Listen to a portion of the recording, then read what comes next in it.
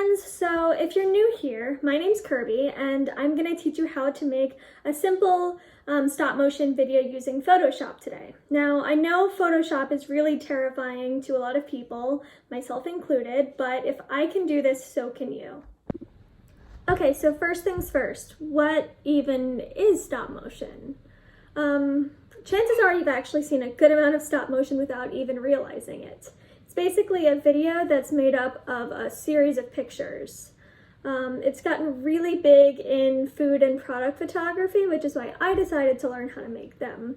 And I guess before we get started, this is the one that we'll be making today. Now before you even open up Photoshop, you're going to need to do a few things. First things first, take your photos.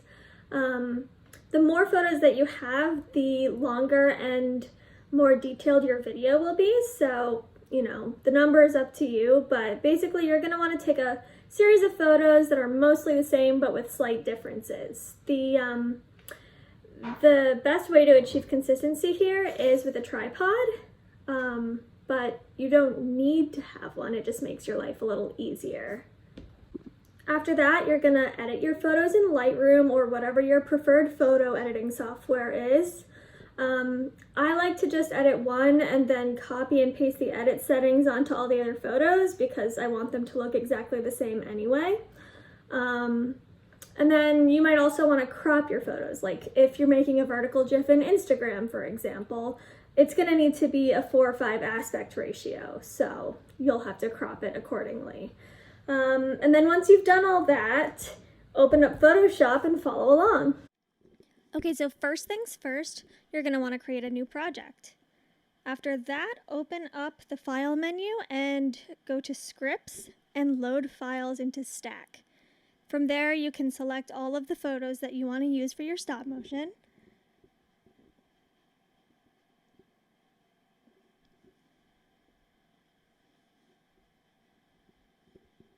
Add them in, and you'll see that they're loading as separate layers.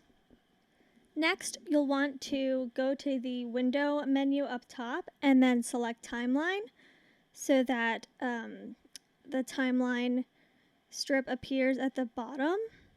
That's where you're going to be doing all of the work for your stop motion. From there, you'll go to the Select menu at the top and hit All Layers.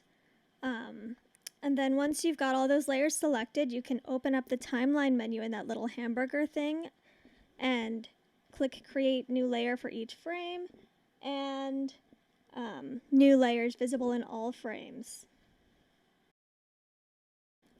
From there, you're going to hit Make Frames from Layers in the Timeline menu, and that is going to load all of your different layers into that timeline strip as separate frames. As you can see, mine kind of loaded in backwards, so I'm just reordering them by dragging and dropping them. So if that happens to you, don't freak out. It's a really quick and easy fix.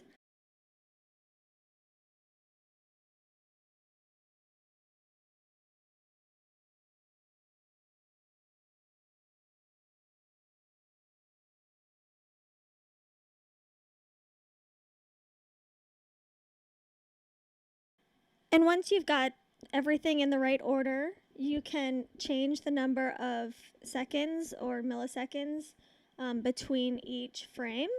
So I like to do 0.2 seconds generally, but you can play with this.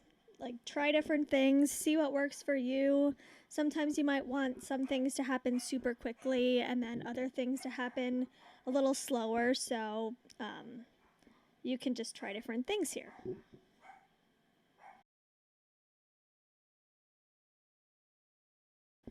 And as you can see, I've got myself a little stop motion now. So after that, I'm going to open up the timeline menu again, hit Convert to Video Timeline. Okay, so the last thing that you want to do is open up the timeline menu one more time and then hit Render Video. That's going to open up this pop-up, and once you're there, you can change a bunch of the settings. The main thing that I like to change is aspect, and I change that to document, which is really Great for a vertical GIF on Instagram. Then you can change the name of your file, select a folder, and hit render, and it'll just export.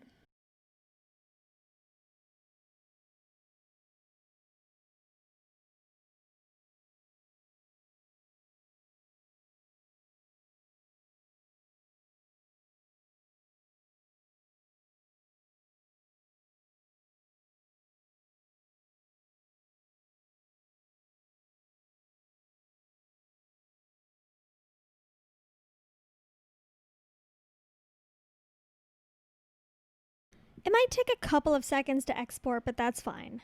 As you can see, it's saved as a video to the file that I selected. So that's it. I hope this was helpful.